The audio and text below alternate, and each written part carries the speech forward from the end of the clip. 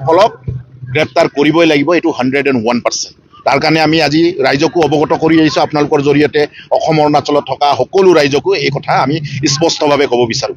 আৰু লগতে আমি এটা বস্তু লগত ক'ব বিচাৰিম যে এই বিষয়টোক লৈ কোনো থাৰ্ড পাৰ্টিয়ে যে ৰাজনীতি নকৰে, কোনো থাৰ্ড পাৰ্টিয়ে যদি কিবা আপোনালোকৰ কিবা এই বিষয়টোত হস্তক্ষেপ যদি কৰিবলগীয়া আছে, কিবা যদি সংযোজন কৰিবলগীয়া আছে, যিকোনো অৰ্গেনাইজেশ্যনে আমাক জনাওক, আমি আপোনালোকৰ দাবীসমূহ সংযোজন কৰিম আৰু আপোনালোকৰ দাবীসমূহ লৈ আমি চৰকাৰ, অৰুণাচল চৰকাৰ, অসম চৰকাৰৰ লগত আলোচনা কৰিম, আমাৰ চিভিল ছ'চাইটিৰ লগত আলোচনা কৰিম আৰু তাৰ সমাধাৰ দিশে আমি আগুৱাই নিয়াৰ কাৰণে চেষ্টা কৰিম।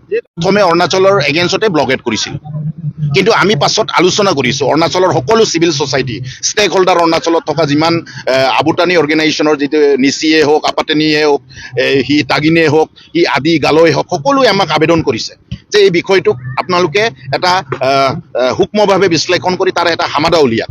তাৰ সমাধাৰ কাৰণে আমি অৰুণাচলত যিটো হিমে বস্তিৰ কেইজনমান মানুহৰ কাৰণে মই গোটেই অৰুণাচলক কিয় সাঙুৰি ল'ম? প্ৰথমতে আমি সাঙুৰি লৈছিলোঁ কিয়নো অস্ত্ৰ ওলাইছে।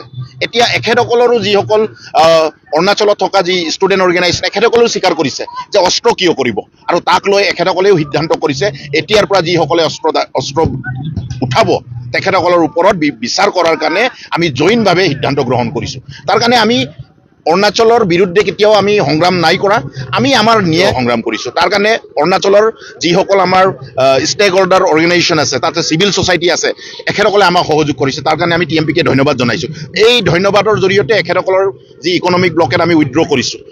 আৰু হিমে বস্তিত থকা যিসকল, হিমে বস্তিও নহয়, হিমে বস্তিত থকা কেইজনমান কালপ্ৰিটৰ যাৰ নাম আমি FIR সন্নিৱিষ্ট কৰিছোঁ, তেখেতসকলৰ ওপৰত বিচাৰ বিবেচনা কৰিবৰ কাৰণে, গ্ৰেপ্তাৰ কৰিবৰ কাৰণে আমাৰ দাবী এতিয়াও আছে, অনাগত দিনলৈকে তাৰ জৰিয়তে আমাৰ আগুৱাই নিম। যিহেতু আমাৰ আলোচনা আৰম্ভ হৈছে, আজি আমি বদতি গাঁৱৰ লগত আলোচনা কৰিছোঁ, আমি গ্ৰাউণ্ড ৰিপৰ্ট আমি ল'বৰ কাৰণে ফায়াৰিং অঞ্চলত আজিয়ে প্ৰথম গৈছোঁ আমি কেন্দ্ৰীয় সমিতিয়ে।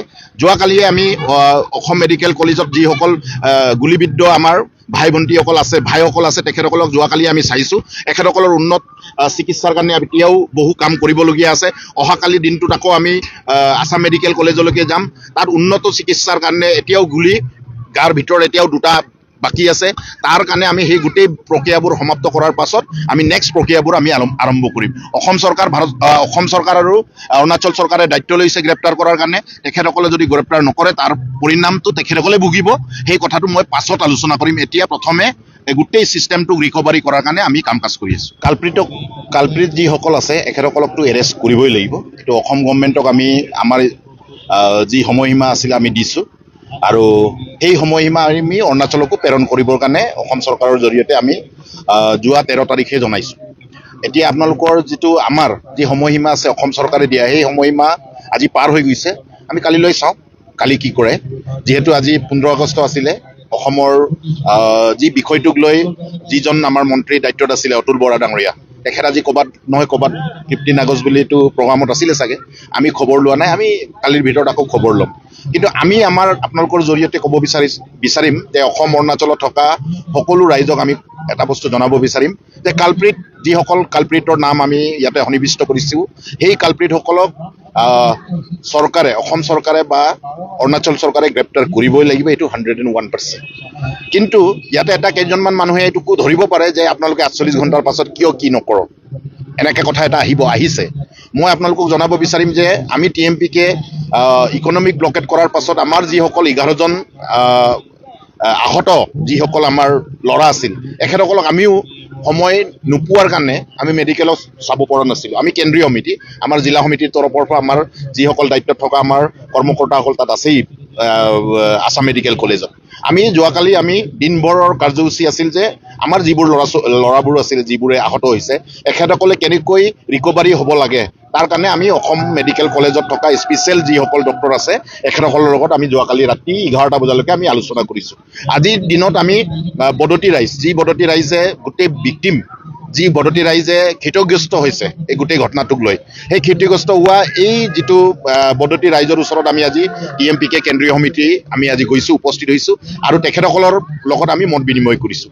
আৰু আজিৰ দিনতেই আমি অসম চৰকাৰৰ তৰফৰ পৰা আমি ক্ষতিগ্ৰস্ত যিসকল আহত 11জনৰ কাৰণে আমি কম্পেনচেশ্যন ডিমাণ্ড কৰিছিলোঁ। সেই কম্পেনচেশ্যনৰ এককালীন সাহাৰ্য 2 লাখ টকা আজি ৰিলিজ কৰিছিলে অসম চৰকাৰৰ মাননীয় মুখ্যমন্ত্ৰীয়ে, আৰু সেই ৰিলিজ কৰা যি এমাউণ্ট আছে সেই এমাউণ্টক আমি অসমৰ শিক্ষামন্ত্ৰীয়ে আজি যে ডিষ্ট্ৰিবিউশ্যন কৰিছিলে সেই ডিষ্ট্ৰিবিউশ্যন কাৰ্যসূচীটো আমি অংশগ্ৰহণ কৰিছিলোঁ।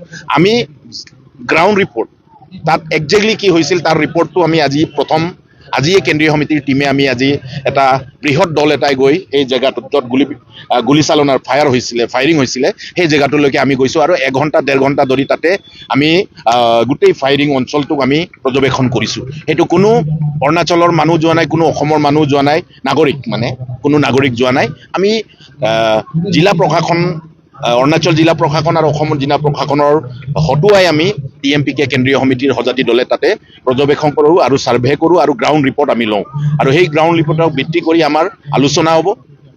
নিশ্চিতভাৱে আমি আইনিক বিশ্বাসী কৰা TMPK, আমি গণতন্ত্ৰক বিশ্বাস কৰা TMPK, আমি সশস্ত্ৰ সংগ্ৰামক কেতিয়াও বিশ্বাস কৰা নাই, ফায়াৰিঙক কেতিয়াও বিশ্বাস কৰা নাই, কেতিয়াও আমি বন্দুক ধৰা কামক আমি কেতিয়াও বিশ্বাস নকৰোঁ আৰু অনাগত দিনতো নকৰোঁ। তো আমি ভাবিম যে যিসকল অস্ত্ৰধাৰী, যিসকল সেইটো অসমৰে হওক অৰুণাচলৰ কোনো প্ৰশ্ন নাই, অস্ত্ৰ ফায়াৰিংসকলক গ্ৰেপ্তাৰ কৰিবই লাগিব।